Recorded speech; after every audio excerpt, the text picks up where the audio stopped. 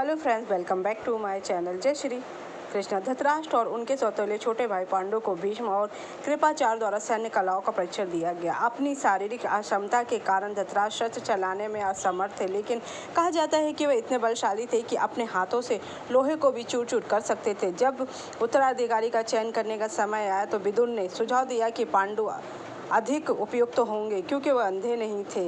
परिणाम से दुखी होते हुए धृतराष्ट्र ने स्वेच्छा से सिंहासन त्याग दिया। हालांकि यह कार्य बाद में उनके सिंहासन के प्रति उनके सुरक्षात्मक रवैये का आधार बना। धृतराष्ट्र ने हस्तिनापुर की कमजोर और नीची जागीरदार गंधर की पत्नी गांधारी से विवाह किया। गांधारी ने अपने पति के अंधेपन को बेहतर ढंग से समझने के लिए अपनी आंखों को कपड़े से ढक लिया। गांधारी के 100 पुत्र और एक पुत्री दुशाला हुई। किंवदंती के अनुसार, कुछ घटनाओं के अनुसार, बाद में वनवास के चले जाने के बाद धृतराष्ट्र वास्तविक राजा बन गए, जबकि उनके भाई की मृत्यु हो जाती। उनके और गांधारी के 100 पुत्र और एक पुत्री हुई। दुर्योधन उनके उत्तराधिकारी बनने के लायक नहीं था, पर वह चाहते थे कि वह बने। जब दुर्योधन का जन्म हुआ तो अपशकुन प्रकट हुए। कई ऋषियों ने सलाह दी धृतराष्ट्र और गांधारी को कि शिशु को त्याग देने की, लेकिन उन्होंने ऐसा करने से इनकार कर दिया। दुर्योधन राक्षसी शिक्षा प्रवृत्ति करके बड़ा हुआ और एक महान उत्तराधिकारी प्रतीत हुआ। हालांकि जब पांडु की मृत्यु हुई तो धृतराष्ट्र के भाई का परिवार हस्तिनापुर आकर धृतराष्ट्र के बच्चों के साथ रहने लगा। पांडु के सबसे बड़े पुत्र युधिष्ठिर दुर्योधन से बड़े थे। पांडु राजा थे और युधिष्ठिर धर्मदेव के पुत्र थे, इसलिए सिंहासन पर उनका प्रबल दाव था। उत्तराधिकार का संकट शुरू हो गया। युधिष्ठिर के गुणों को पहचानते हुए भी धृतराष्ट्र अपने पुत्र का पक्ष रखते थे, उनकी कमियों को अनदेखा करते थे और ब्राह्मण परिषद विदुर को और भीष्म को उनके ऊपर दबाव बनाते थे कि जिससे वह उन्हें राजा युवराज घोषित कर दे। लाक्षागृह की घटना के बाद, जिनमें पांडवों की कथित तौर पर मृत्यु हो जाती है, जो धृतराष्ट्र के शोक मनाते हैं, लेकिन अंततः दुर्योधन को अपना उत्तराधिकारी घोषित करने में सफल हो जाते हैं। जो पांडवों के जीवन मृत होने का पता चलता है तो कौरवों और पांडवों के बीच रिश्ते बिगड़ते हैं।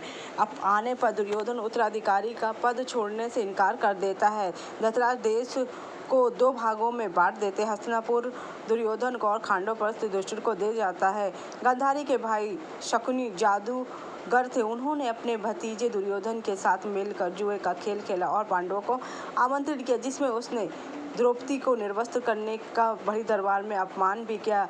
असहाय अंधे राजा धृतराष्ट्र ने गांधारी से परामर्श करने के बाद ही हस्तक्षेप किया जब द्रौपदी कुरुवंश को श्राप देने वाली थी। यद्यपि विकर्ण और विदुर जैसे व्यक्तियों ने दुर्योधन के इस कुकर्म का विरोध किया, लेकिन हस्तिनापुर के प्रति अपनी जिम्मेदारियों के कारण अधिकांश लोग चुपचाप बैठ के यह तमाशा देखते रहे। पांडवों के शांति दूत बनके भगवान जब श्री कृष्ण आए तब भी दुर्योधन ने उन्हें पकड़ने की साजिश रची, जिसके परिणाम से उनका शांति प्रस्ताव विफल हो जाता है। संबंधियों को मरते न देखकर धृतराष्ट्र ने वरदान अपने सारथी संजय को देने का अनुरोध किया, जो कि उन्हें दिव्य दृष्टि मिल गई।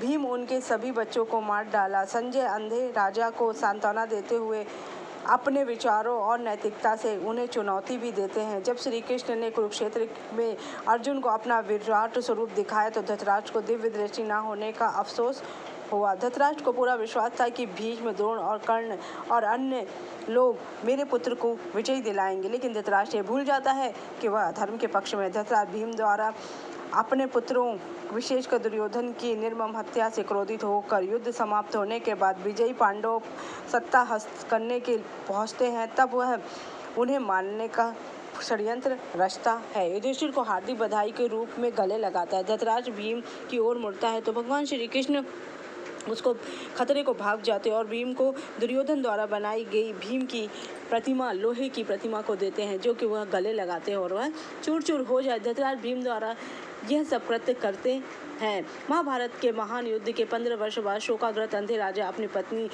के साथ और विदुर के साथ तपस्या करने हस्तिनापुर से दूर जाते हैं और जंगल की में आग लग जाता है, जिसमें कि वह शारीरिक रूप से चलने में विफल होते हैं, जिसमें कि कुंती, गांधारी और धृतराष्ट्र की निर्मम हत्या हो जाती है। जब यह शोक समाचार धर्मराज युधिष्ठिर को पता चलता है तो वह उनका क्रियाक्रम करते हैं। इस प्रकार धृतराष्ट्र की महत्वाकांक्षा ने और अपने पुत्र मोह के कारण ही उसने लाखों सैनिकों का वध करवा दिया, जो कि वह अयोग्य राजा थे। अगर चाहते तो अपने पुत्र को समझा सकते थे, जिससे कि महाभारत युद्ध रुक सकता था। अगर आपको मेरी जानकारी अच्छी लगी तो मेरे चैनल को लाइक कीजिए, सब्सक्राइब कीजिए, शेयर कीजिए। जय श्री कृष्ण।